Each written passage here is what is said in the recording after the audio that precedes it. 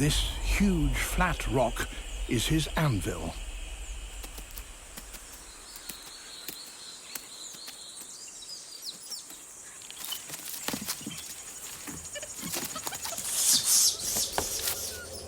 And this is a hammer. It's made of a different and much harder rock than the anvil. Now, something extraordinary happens.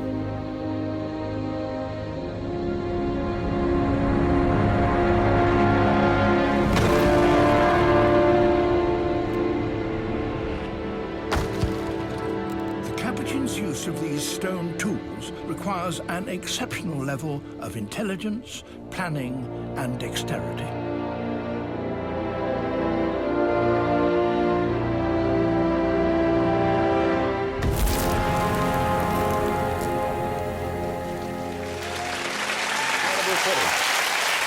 So, proof they use tools. And just to tell you how bright they are, another group of Capuchins along there, they eat clams. And so they pick up these clams, but they're too tough to break. Yeah. They haven't got a stone finder. So what do? They start knocking it on a branch, you see. Now, that's not going to break the thing.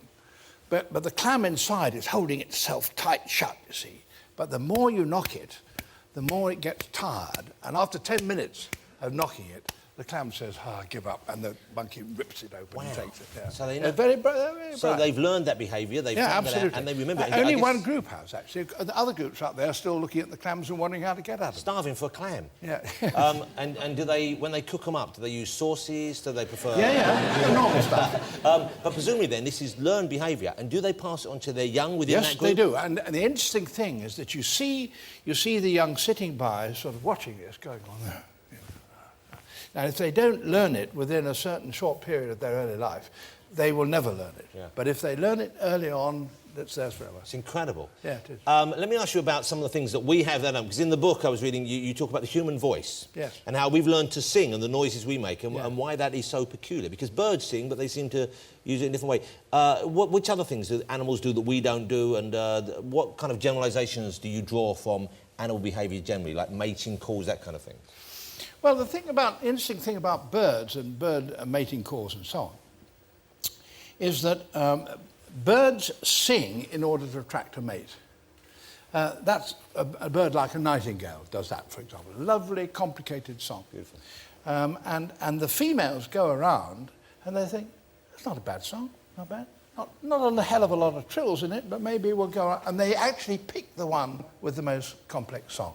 But then on the other hand, other birds like peacocks or birds of paradise, the males develop very complicated feather ornaments, like the peacock, a huge tail. And you can see the females going along and the male goes, oh, and puts out its tail. She goes, look at the tail on that. Yeah, I love it. And that's a very simple sound. It doesn't make a song because it's backing, hoping on the tail, you see. And as they go by, you can see the female looking at it and say, not bad, not bad. And then go on to another one. Now, the really cruel thing is that a group of scientists wanted to discover whether or not this was really true, that there's an African bird called the widow bird. It has a very long black tail, the males have in the breeding season. And was it true that the females always went for the gentleman widow birds with the long tail? Well, science, yes. See? So what the... You're talking science. Get your minds out of the gutter. I apologise to David. What the males did, well, that was what the scientists did, very unkind this, they took caught some of these males and they cut half the tail off of the very long ones, and they stuck it onto the tail of the ones who didn't have such a... Couldn't believe their luck. Yeah. Exactly. And in the morning, the ones who thought they had a big tail were going by like this, and the females took no notice at all. And then the little ones with the shorter tails, who had never had much of a chance, they sat there, and suddenly they were overwhelmed by all these females. Suddenly it was like they were in Take That. Yes, is this one of your dreams? Many, many times. OK, here's the thing. So David's been on a few... I thought we'd have a bit more fun this time than we normally have, because I could listen to you talk for hours, and one week I might try and arrange a tube strike so we get stuck here and I can really pick your brains. But I thought we'd do a quiz, OK? We know Sir David Attenborough knows all about animals, but how much exactly does he know about them? And if forced to choose between an animal and a celebrity, could he tell them apart? These are questions I'm sure you've all asked yourselves.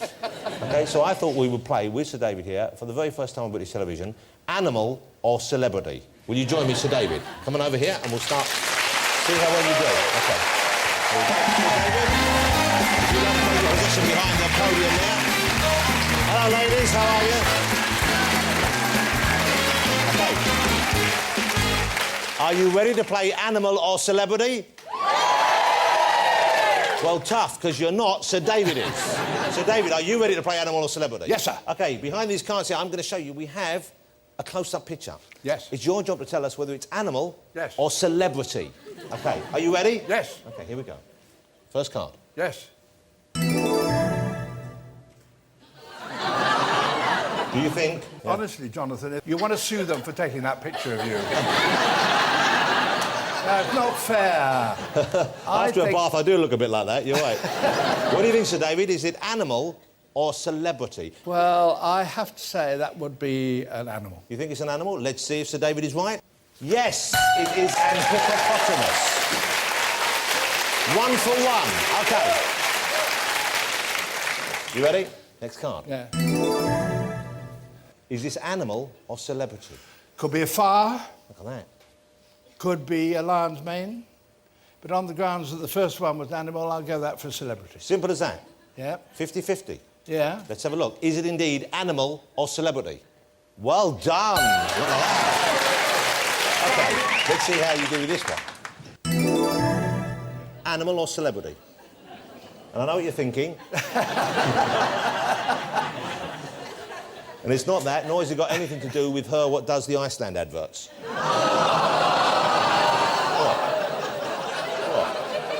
Well, that's got it. No, that is animal. You think animal? And I would think probably a very, very distinguished animal because it's a celebrity. Ah, you're going for an elder celebrity? So it's a gentleman. It's a distinguished senior gentleman. You think so? Let's have a look if you're right. You're saying it's an elder celebrity? Wow, that's incredible. All right. Final one. Animal or celebrity? Animal. Animal, you're saying animal. Let's have a look if Sir David is right. Yes! Well, incredible. Ladies and gentlemen, let's hear for Dolly Gillis and Sir David Attenborough. That was fabulous. What a remarkable display of animal knowledge. OK. Make sure you catch Life when it airs on the BBC in October. Sir David Attenborough, ladies and gentlemen. Fabulous. So lovely to see you again. Thank you. Wow. Shall we get my next guest?